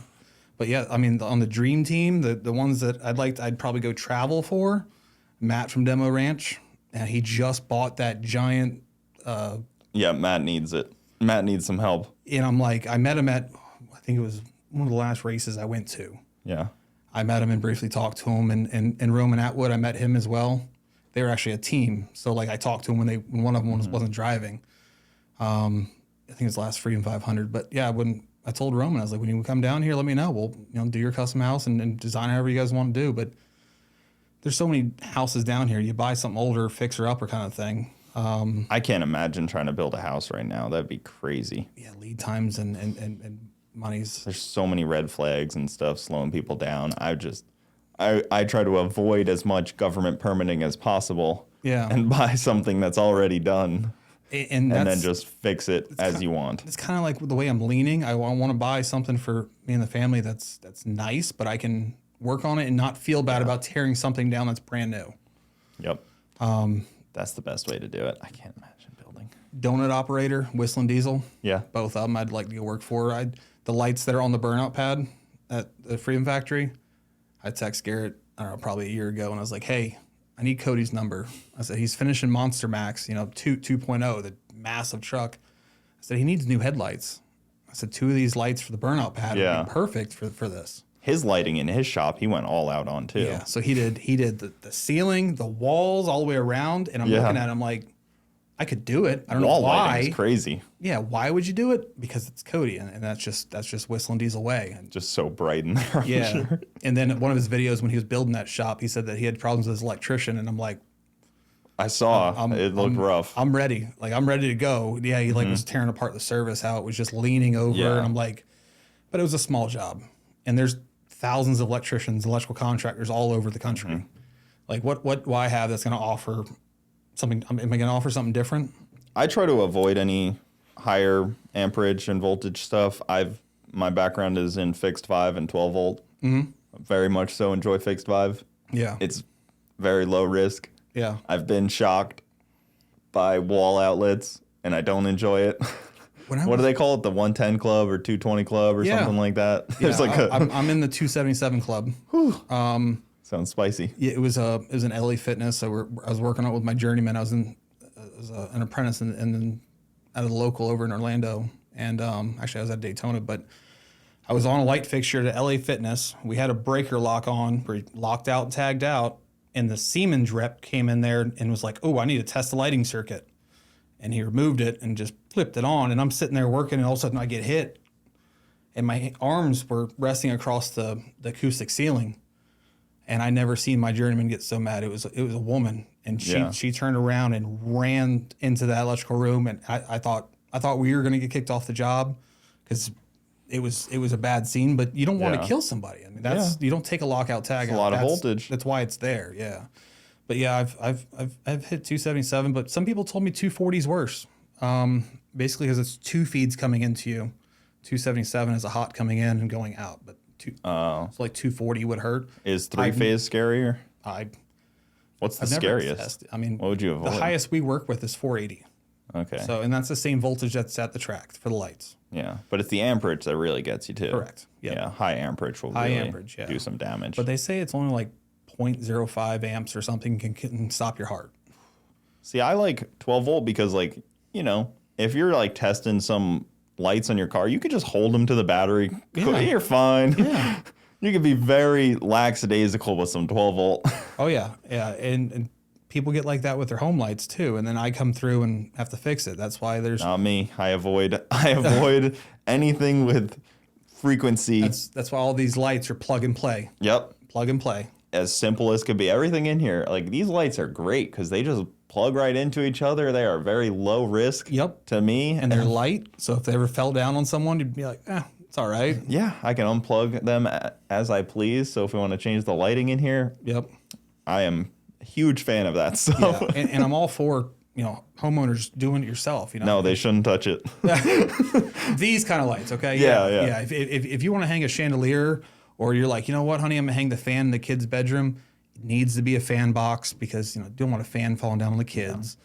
You know, sometimes it's you have to call a professional. Well, that's why I'm dangerous because I think I'm just good enough to do really anything, but not good enough to do it to a expert level. People say I know enough to be dangerous. Exactly. I can definitely be dangerous with some, home fixtures. Yeah. But, I look at somebody that knows like, oh, I don't know anything about that. I'm like, that's so much smarter. Yeah. That is the better way to be. I don't do plumbing. I don't know what it is. Like plumbers, electricians sometimes don't get along. I get along with everybody, but I don't. Yeah, I don't know the codes, and if I don't know it, like I said, I'm not gonna do it. One thing that electricians deal with, we've been dealing with here, is solar. Solar's been a big thing. Oh right? yeah, yep. So I don't know if this has really been talked about a lot, but we've lost a lot of our workforce. Oh, because solar's taking them? Right. Okay. So it's almost like, say you had a field of mechanics and all of a sudden EV comes along, right? And now the mechanics start to go over to EV. I bet those same mechanics can still do both EV and traditional, right? Or combustion. Yep. So, but when you switch from electrician to solar, usually you're doing it for money. And once you switch over and you're wiring up all these solar panels and doing it, you're not going to go back. So we've lost a huge chunk of electricians here in Florida that just go over and do solar now. Well, because it's all government subsidized too. So there's a lot of money in it. Yeah, a lot of it's, like, I mean, freaking solar companies call you trying to get you to zero money out of pocket. And I'm like, that doesn't sound like it should work like that. True. Yeah. It's all craziness. Solar salesman stuff is crazy. Yeah. But, and I mean, I can elaborate on that a lot. Yeah. I mean, I'm interested in the solar stuff. And then there's the battery side of things. That's crazy. Like people say that you could replace your generator with a bank of batteries. Yeah. And I know the Tesla wall stuff is cool and it looks nice, but I just can't fathom spending $20,000 on a battery. Yeah. Yeah. And knowing that it has this shelf life that isn't all that long. No, I don't know what it is, 15 years or something. Yeah, but by the time that it pays itself off, it's when they're not good anymore. And that's the same thing with solar. I mean, I come from a roofing background. Okay. Your roof is 30 years. It doesn't matter what's above it. Well, you know what Florida says now? 10 years. Oh, so solar's... So when you go to buy your house, okay, and it's over 10 years old, they want you to get a new roof. Really? Yeah. I've had a few inspectors, few homeowners, people buying houses. It says if it's over 10 years old, they're wanting you to put a new roof on the house before you take the house, before they can insure the house, like the roof. Yeah. So with solar, the people who make money in solar, the sales guy and the bank, okay, The installers aren't making a ton of money. I mean, they're paid just like electricians, a little bit more sometimes. It all depends. It's supply and demand. Yep. You have a whole neighborhood going up over here of 5,000 homes. And I think Lennar Home did it, where every Lennar home over in Orlando in like a couple of areas, they had to have some kind of solar on their house. So it just boomed up and solar electricians went off, right? Yeah. Well, the installers make decent, the electricians make decent, but the person who makes the most is the sales guy who's coming to your house all the time and emailing you and phone calls, mainly just walking up to your door, right? Yep. What aggravates me so much is when you go on YouTube and you're trying to you go to click on a video and the first one that pops up is, if you have one of these on the side of your house, you can get free solar. It's a meter? It's a meter. Every damn house has a meter. What, what house doesn't? An outhouse? Right, you're if it doesn't have electricity? you're right. So the Amish, your hunting village. Right. The Amish neighborhood doesn't have it. Oh, they're done. They can't get free solar from the government. Solar for them. But they it's just a gimmick to get you in, right? Yeah. And you start talking about it and all these tax things and they say they'll get you a free roof first. They include everything in like a big package deal. Yeah. Right? And they tell you 0% interest, right? And man, we can go into this so much, but like, long story short is, once those solar panels are installed on your roof, they're worthless to everybody else. Okay. So that bank that you got that loan from for $40,000, $50,000, $60,000, if you don't pay the bill, what are they going to do? Come repossess your solar panels? Mm-hmm. Are they going to sell them to somebody else? Would you buy used solar panels? Yeah, nobody's buying used solar panels. If you want solar panels in your house, you want brand new, warranty, fully, right? So there's money in that loan that's allocated to the bank that's just to cover the loss in case you don't pay the bill. Yeah. There's nothing to repossess. They're not going to come take the rim. They'll take the rims off your car if you don't pay for it. Yep. They're not going to take the solar panels off your roof. Yeah, because solar panel technology is advancing so quickly. 4-year-old solar panels are useless. Yeah. They hardly even help. They hardly even do anything anymore. There was like 300 watt panels back then, and now I think we're up to like 480 watt panels or 420 panels. But like, they're becoming more efficient. But then it's the same thing. If you're going to sign up for this big program and this big price tag, you want top of the line. Mm-hmm. So there's money in that original loan where this says 0% interest. There's money in there that's allocated just for the bank. It's quite a bit of money too. You know when solar's really good? When you buy a home that somebody had just put it on there and now they're selling it and it's not included in the price of the home. That's when it's really nice. Right. Because I've seen people they buy a new house and they're like, oh, the previous owner just put solar on. Yeah. And it was their bill to finish paying off and you just bought this house that has it and it's not your problem and you just get all the benefit. Right. That's when it's great. Now, the bad side of that is if they don't pay off that loan for the solar, when you go to buy that house, it comes with 2 mortgages, one for the solar and one for the house. That's crazy. You imagine that? You double mortgage. Yeah, you love this house. You get excited. You're talking about it. You get down to the final thing and you find out that there's a second lien on the house. You have to pay the solar as well. And it's not a ton of money a month typically, but it's still another added cost. So also, I guess you can end up upside down if energy prices come down far enough. Yeah. So if Florida builds a nuclear power plant and it suddenly is supplying all of South Florida and electricity bills come low enough where the solar bill that you're paying is now more than what you could just be paying from the meter, you end up kind of upside down. Yeah. And if that was to happen, yeah. There is a situation. So it kind of is in the interest of the government to not have power dip lower than what their solar bills are for these people that they just convinced to buy solar. Now, here's the legal side behind it, okay?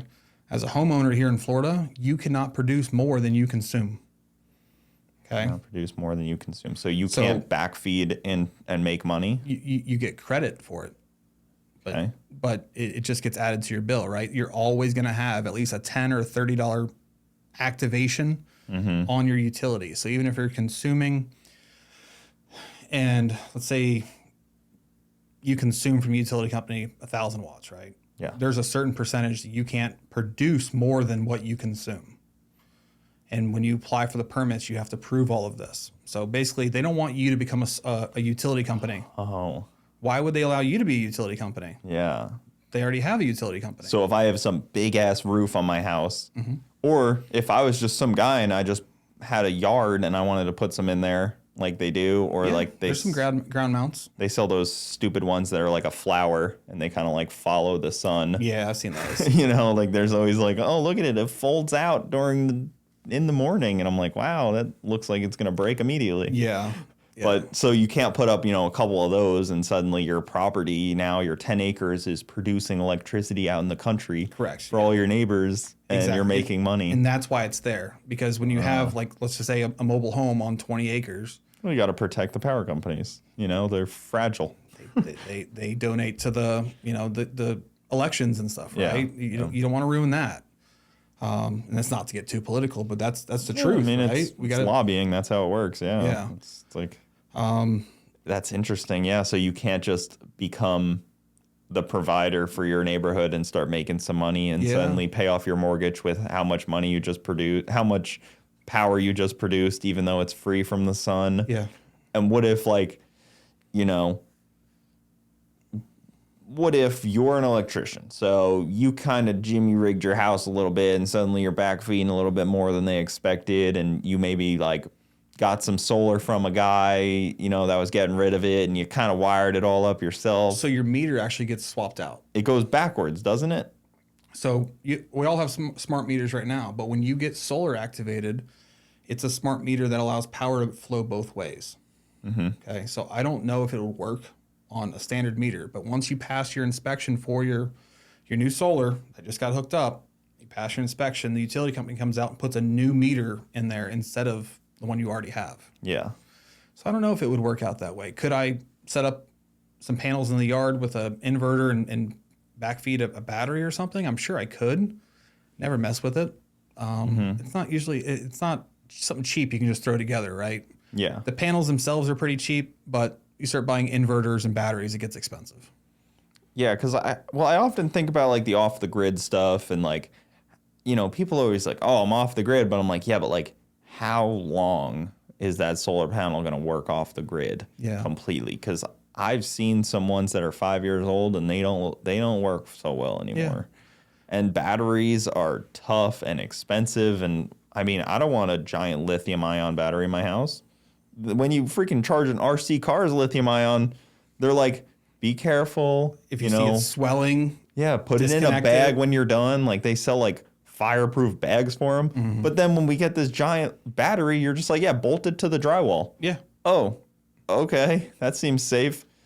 Yeah, but this is back to that UL listed thing. Everything has to be UL listed and tested, right?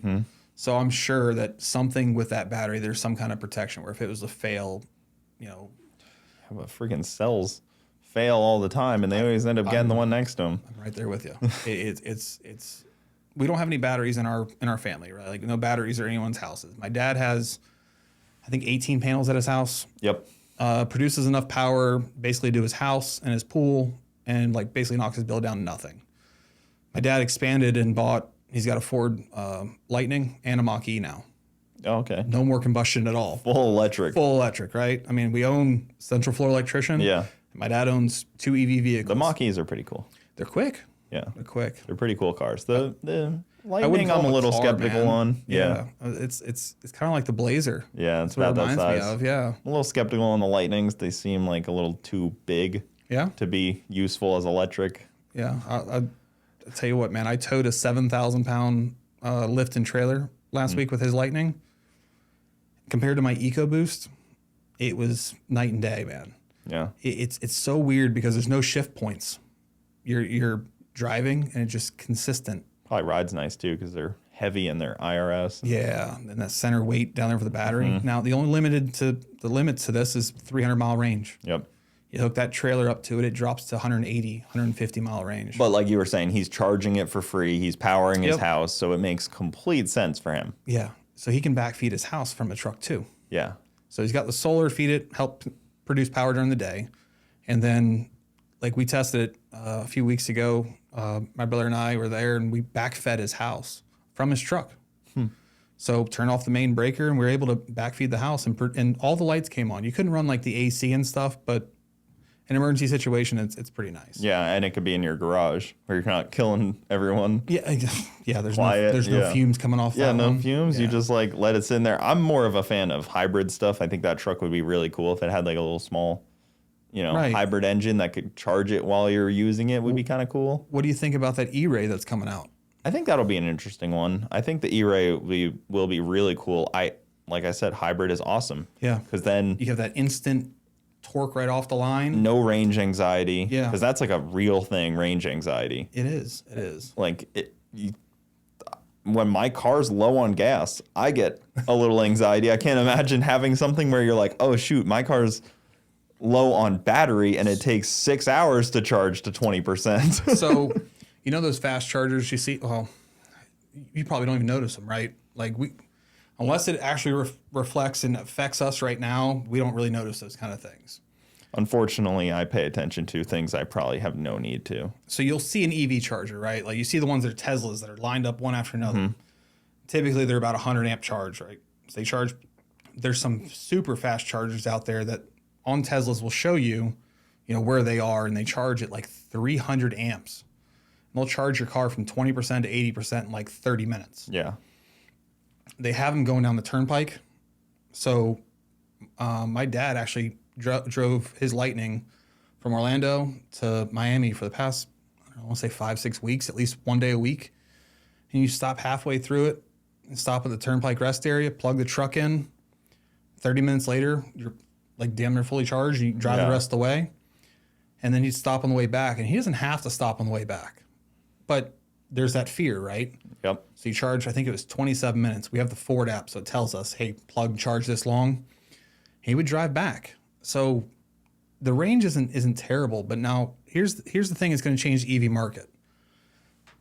Tesla got with Ford, and as of 2024, Ford's going to be able to use their Tesla chargers. Okay, so now they're using their infrastructure that they've already built. They've already built the infrastructure. And they could just ride that out forever because it would take Ford 10 years probably to build up that infrastructure. Easily, yeah.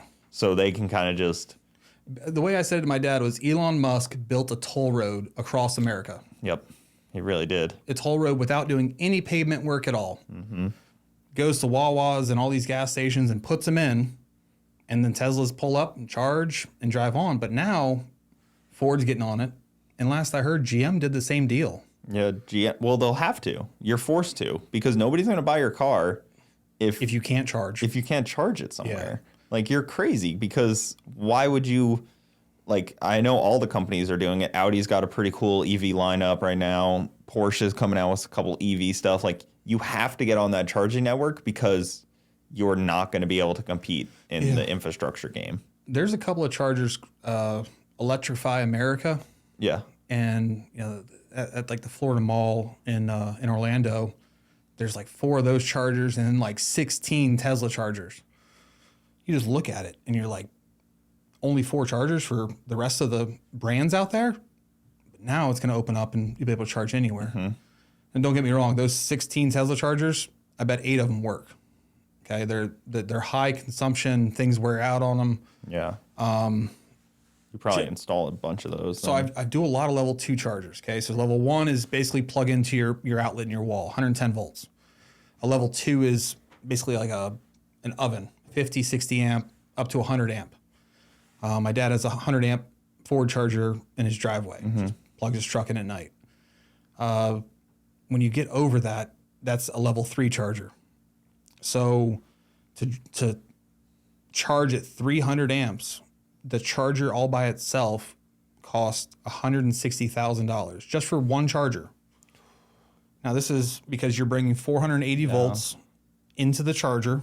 Yep. And then it's converting it to DC. So it's basically just a box of copper. Yeah, that's it. It's taking it from AC to DC. Yeah. And then you plug it in your car and wait 30 minutes and you're fully charged. Mm-hmm. But it's $160,000 just for one charger. So these things are expensive and people vandalize them all the time. Now those Tesla chargers that you see at like Wawa, those are typically like 60 to 80 amp chargers. Those aren't the big dogs. Yeah, they're not the superchargers. Exactly. Yep. Those superchargers are big money, and you can't do anything with them. It's not like you can steal them and use them somewhere else because it's in the programming. You have to have a Tesla car with that VIN number. Yeah, it knows. I've spent a little while in one. I rented one for a week. And it was a nice car, but finding chargers was a pain in the ass. Yeah, I hated that because I was in a small town too, and the chargers that you did find, you'd plug it in and it'd be like 10 hours to fully charge, and I'm like, well, okay, I guess I'm gonna go do something. Yeah, I think the market's gonna change next year. Okay, so Ford will be able to have an adapter that's gonna change the Tesla plug and be able to fit into the Fords. And then as of 2025, Ford's actually changing the plug on their vehicles to match Tesla's cord. Okay. To eliminate the adapter. This will also help with efficiency and be able to charge faster. So things will change come 2025. Yeah, it'll be interesting to see how this all evolves. I mean, the electric market is obviously growing, and even, people always kind of give them shit. They're like, what happens in, a storm? And I'm like, well, getting gas in a storm isn't easy either. Honestly, getting electricity is sometimes easier than getting gas. Yeah. Like sometimes houses actually have power, but the gas stations aren't getting gas. Like I've been in that situation. So it's like, that's a little interesting. And then also, shoot, some of those Teslas go almost fully underwater. Like they go through 8 feet deep of water and come out the other side, because they're so heavy, they just stay planted and then they just drive right through. And they have traction, 4-wheel drive, and just make it all the way through. Yeah. No intake to get, water in. I don't know. People kind of say this, what happens in a storm thing, and I don't fully agree with that. Yeah, I wouldn't take my Tesla or EV or anything in water like that. I mean, I wouldn't have unless I had to. Sure, but like your battery's on the bottom. If there's a tree branch or something down there and it hits that, then your lithium in water, it just sounds bad to me. But hey, I wouldn't want to do that with my Duramax either. I wouldn't want to take it through deep water. At least your Duramax up off the ground, right? Yeah, it's pretty high. Yeah. It's pretty tall. But my wife's car, that thing would suck in water instantly. Yeah. But is the copper prices just going to keep going up like crazy then? Because there's so much copper involved in those things. So lithium is mainly it right there. And nickel is another thing that's a shortage on. But I can't steal lithium out of my neighbor's home. No. You have to order a lot of Milwaukee batteries and kind of plug them all together. I can go gut a house for copper. For copper, right? Yeah, that's a common thing. Nickel is mined in Ukraine. Yeah. So with this stuff going on over there, it's made nickel prices go up. Yeah, and a lot of stuff's mined in Russia too. Yeah. Titanium and those kind of precious metals. And those are things that are all raising price. Catalytic converters are up, and that's why everyone's stealing those right now. Hey, if you have an EV, you don't have to worry about someone stealing your catalytic converter, right? No, it'd be hard to steal anything worth value off of an EV. It'd be tough. I know, the motors are just so cool. I want to mess with them one day, but yeah. There's big alternators. You just feed power to them instead of hope to get power from them. Well, kind of just big alternators. That's really what they are. And then when you hit the brakes in the Lightning, it tells you you're regenerating power and tells you, 98% of the brakes that you use was turned back into a charge or whatever. I'm like, that's neat. How accurate it is, I don't know. And we're all just looking at screens, believing what we see. But from what I saw, I got in the truck, I hooked the trailer up, I drove 27 miles, and my range only went, or the range of the truck only went down 50 miles when I was done. So I went 27, but the range went down 50. It's because it was the extra load. Yeah. So if you have a 300 mile range, it goes down to 150. I've often wondered why dynos don't have regenerative braking. I thought that. They push power back in. Yeah. Especially some dyno shops that are running all day. Yeah. They could be making their power off of these cars. I thought that when I was a kid, when I helped my dad do pool heaters, a pool heater took the cold out of the water, right? Yeah. So if you ever went and stood over your pool heater, it's cold air blowing at your face. Yep. Why don't they just duct that back into the garage? You'd have we could reuse things like that. I was thinking about that with my air conditioning. Why doesn't the pool water use to cool the AC condensers? Corrosion. Or where they pass by each other at least, where it's Oh, I get it, yeah. because that gets hot and you want the water to get hot, you have two things that are separate for no reason. All right, this is true, okay? So like just last week, I came across a condenser with one of our AC contractors, and he goes, hey, this condenser's different. This is old school. They pump well water up into the condenser on the outside of the house, you know, it's spinning with the thing. And that well water would cool and act as like the refrigerant. He goes, it's old school, it's pretty efficient, but the problem is it corrodes. We're in Florida and our water's got a lot of stuff in it. But my pool has just chlorine. I don't know, man. This could be it. You know, you could stop being pump it right through You there. could stop what you're doing and start a business doing this. You could No, I don't like talking to people like that. I don't like. I did too much retail sales. Yeah. I can't do sales anymore. I struggle with it. That's what I do now is sales, right? I honestly, I tell people I'm not a sales guy. And at the end of the day, I'm like, damn, I kind of am, right? Become a salesman. But I feel like when I go to someone's house to do something and give them a price, I'm just giving you a price on how much it would cost me to do it for you. Like, and then I'm gonna say, hey, by the way, if you ever want to talk about a generator, let me know. I don't want to be a high pressured sales guy. There's some sales guys out there that are fired up and never stop talking. Door to door. I mean, we had a guy come knock on my door the other day. He's like, oh, I'm doing a roof up the street. And I was like, man, a lot of respect for that guy going door to door like that, because that sucks. Yeah. He got denied by everyone, I'm sure. Yeah. Like, that's a crazy thing to have to do. And I used to have to go to customers' houses all the time when I was learning how to do roofing with my dad. I used to have to go customers' houses and climb up on their roofs and do quotes and look at things. And that's a tough job because you need it. It's a necessity. It's very expensive. And it's usually not an insurance thing. These are usually just like out of pocket things. And you're like, oh, it's, $15,000 for a new roof, and they have to do it. Yeah. And that's a tough thing to hit people with. When you're selling things that are choice, it's a little better because people that find you are kind of buying it because they want it. Exactly. Selling things that someone needs is tough. Yes, it is. Because you're talking to some 70-year-old woman that's on a fixed income, and you're like, you need a $15,000 roof, and it's probably destroying your house because you're not doing it. There's nothing else I can do. I can't help you any other way. And she has stretched all of her life helping everybody else, and now here at the end, you just feel bad. You want to help her out, right? Yeah, and I have never done more free work than when I was with my dad, because, he would go to these people that he knows, and they would just need like 2 or 3 shingles replaced, and he'd have them already. Yeah. And he would just send me over to do it, and it was like, he was like, oh, it's a $150 bill, whatever, just do it. Yeah. And he would do that all the time, so frequently. I'm guilty of that as of recently, okay? So, like, the other day, this person called and said, I got GFI issues in my house. And I'm like, do you reset them all? Yeah, I reset them all. I'm like, listen, I'm going to have one of my guys swing by in the morning on his way in, so it's going to be at 7 o'clock in the morning, and I'm going to have him test it. I said, if it requires some troubleshooting, I'll give you a price. I said, but honestly, I want him just to stop by and see. And sure enough, all it was is resetting a GFI. Typically a service call $250, $250 for me to come out and troubleshoot for 2 hours.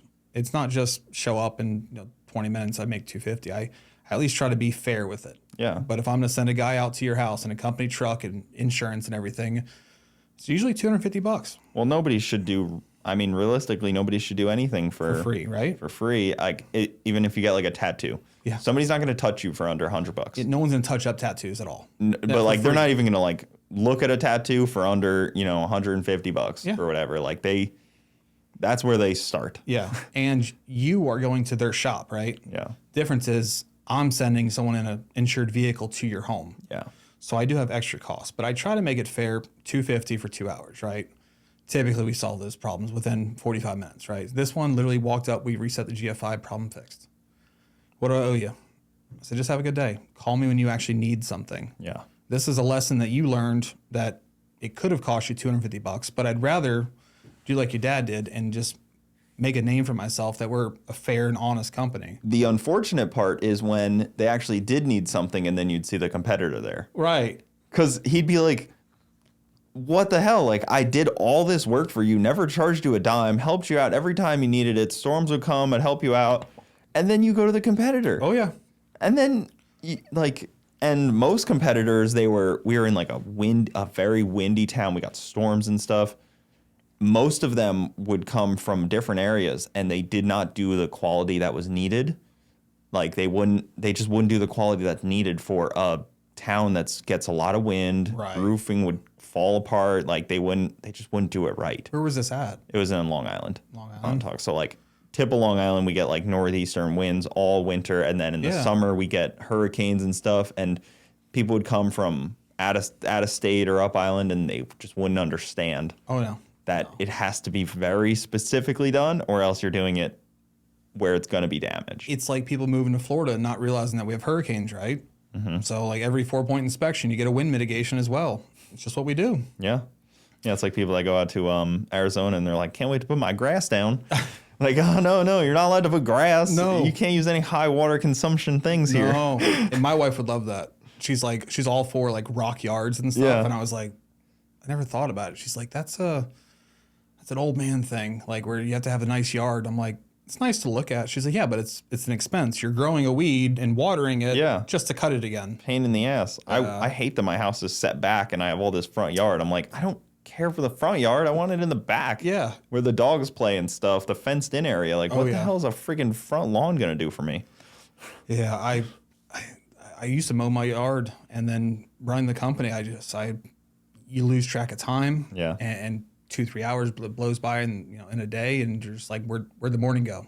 I enjoy it. It's kind of nice though, mowing the lawn. Yeah. Like if you have like not a bad lawn to mow, some suck. Yeah, ours isn't terrible, but my brother and I share the same guy, and it helps him and his family. And I'm like, more power to you, perfect.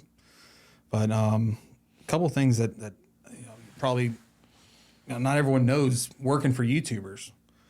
We're pains in the asses, drama queens. Not shorter at all, in person. Not at all, man. Like I was so worried because when you go meet your celebrity that you've always thought about meeting or whatever, whether it's a wrestler, a movie star, you always worry that whether they're gonna be nice or not. Man, I tell you what, every YouTuber I've worked for has been so humble. Mm-hmm. Like when we talked about this and you're like, yeah, come on. I was like, hell yeah, like we were hanging out at the Freedom Factory. I was like, yeah, just come on one day, man. Yeah. And then Garrett, after talking with him, and I went out there to do some readings out there for the lights, for the old lights. He's like, hey man, it doesn't get dark till like 7:00. Come back to the house. We're going to watch the NFC Championship. Come hang out with us. And I was like, oh shit, you're freaking humble. We had dinner together. Yeah. Maddie, me and him, and like everyone else was there. I'm like, this is nice. Everyone's very polite, and it doesn't matter your background or whatever. Just everyone was nice and they worked together. Mm-hmm. So I would say what people probably don't realize about YouTubers, the negative side would be we have tight time frames. Yes. That is where it probably is very different than most customers, because it's like tight time frames. Yes. And that's, obviously not the most negative like thing in the world. It's just what we have to do. It's one more obstacle to compete with. Like you have to hit these goals.